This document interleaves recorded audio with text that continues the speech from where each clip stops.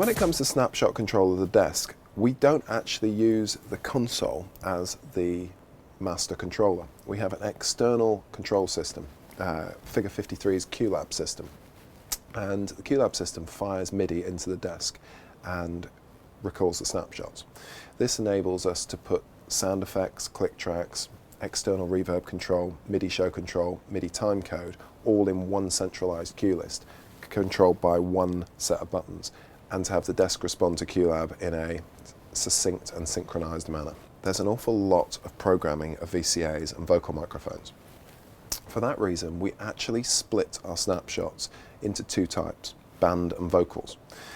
So what we'll do at the top of the song is we will have a snapshot that includes all of the band channels scoped for fader and mute, and then a separate cue that has all of the vocal mics scoped for band and mute. We'll then have QLab recall those two scenes rapidly together, a tenth of a second difference. There's also ways of doing that within the snapshot menu using child and parent cues, or indeed having events that trigger other cues when certain cues are loaded. From our point of view, it's much more succinct to have QLab do it all in one centralized place. Why do we do that? Well, the logic is that by recalling a band mix at the top of a song, we have all of the band faders in the right place for the top of that song. We then recall a vocal cue, and that puts all of the right vocal mics up, unmuted, and in the right VCAs. But then as we step through that song with various different people singing principal lines, we can add more and more vocal cues without messing up the band mix. So the band mix has been loaded, it's been set. You can reach over and go, oh, I just actually think I have a little bit more lead guitar. You can reach over, push that fader, load a new vocal cue without having to store or stamp over the band mix that you've got up and running.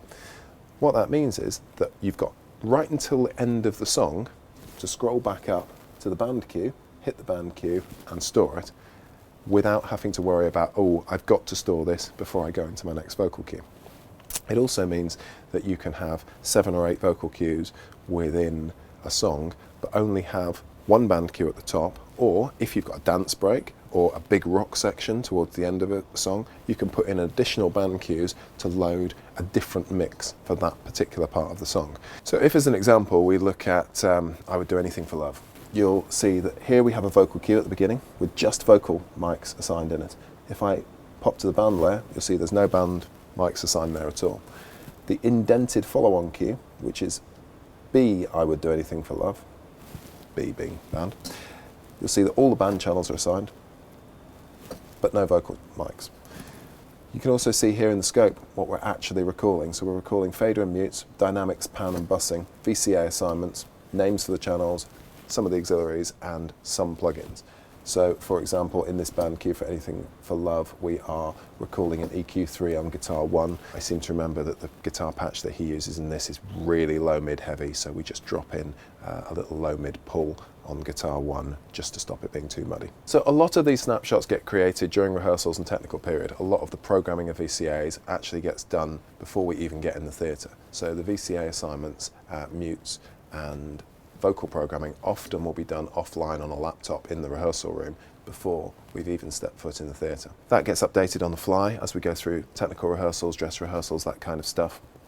And even sometimes live in the middle of a show when we realise something's changed that we didn't quite appreciate. With regards to the band mix, what I'll try to do is create a home mix. So I'll have all the faders set at 0 at Unity and try to use the gain pots to dial in a home mix so that if I just shove all the faders up at 0, everything will kind of sound okay. That's kind of the balance. That is not necessarily in keeping with the logic of, everything running through the desk at optimum gain structure, but sometimes practicalities come ahead of perfect science, and I tend to find that just having a flat home mix that you can go to as your starting point and then go through the show on a song by song, part of song by part of song basis, tweaking the mix on the faders and storing those snapshots as you go along, I just find that's a good workflow that allows me to achieve what I want. One of the common problems in musical theatre is how to deal with understudies, how to deal with different people playing the same character. The S6L actually works very well with this because the VCA programming and auxiliary programming and all of that kind of stuff sits separately from the channel library. So what we can actually do is if we pick a cast member that we've got an understudy going on before, we can create channel libraries. And those channel libraries include the characters and the people actually playing them. So we can load up a different channel library from a different person into the channel that is the character that they are playing today. That means we can record EQ and dynamic settings, differences in their voices, differences in their performance styles, and overlay it over the previous character, the previous person that was playing that character in the show. That means we don't actually need to make any changes to any of the snapshots or do any reprogramming, because the Avid channel library just allows us to store all that information and recall it as and when we need it. All of the snapshots are triggered via MIDI from QLab, so we just send bank change information followed by program change information to recall whatever snapshot we need.